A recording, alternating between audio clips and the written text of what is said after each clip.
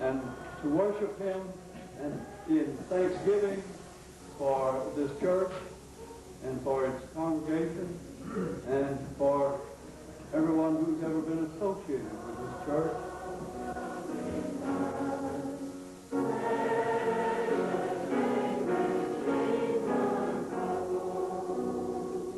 Precious memories.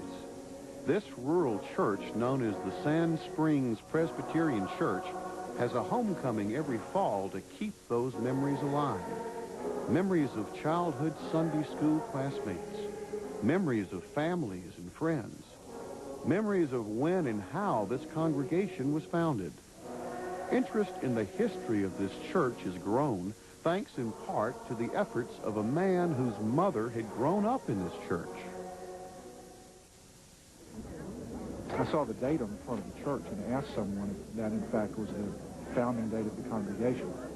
And they informed me, oh, no, that was the date this church was built. And I was amazed and felt like, you know, that couldn't possibly be true, that this wasn't the original church to be in this good a condition. But found out, in fact, it was. And that's what really started me on the project. And that project was getting the church listed on the National Register of Historic Places. Well, Sand Springs has provided not only a place of worship in this community since it was organized in 1850, but it's provided leadership not only for this community, but for other communities, other churches within this area.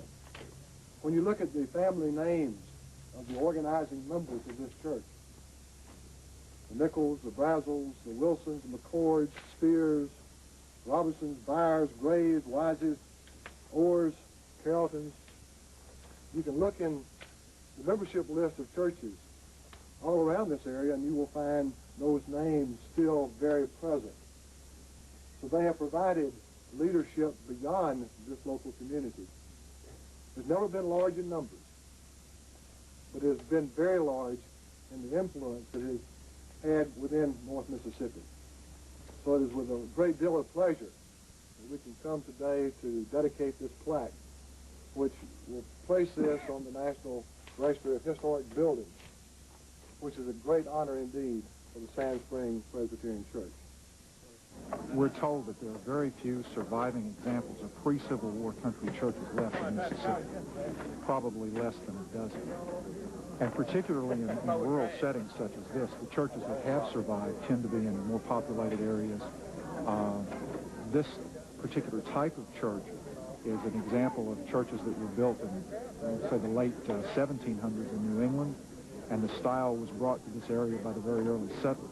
And so its rarity is both in age and also in style, and the fact that it has been preserved nearly untouched with the exception of electrification, the electric lights, the heating system. It has gas space heaters now where originally it had wood heaters. But the pews, as near as we can tell, are original or at least come from sometime in the 19th century. The windows, basically most of the churches we see it today, both interior and exterior, is much the same as it would have been 100 or 125 years ago. And I bet if we could ask some of those members who were around 100 to 125 years ago, we would find that they too enjoyed the food and fellowship of a dinner on the grounds. Oh, food's wonderful, wonderful.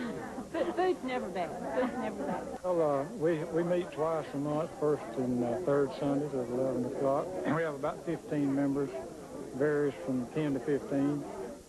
Those are the people that really to thank for coming back Sunday after Sunday and keeping the church as a body alive so that we do have a church to recognize as well as the body of Christ.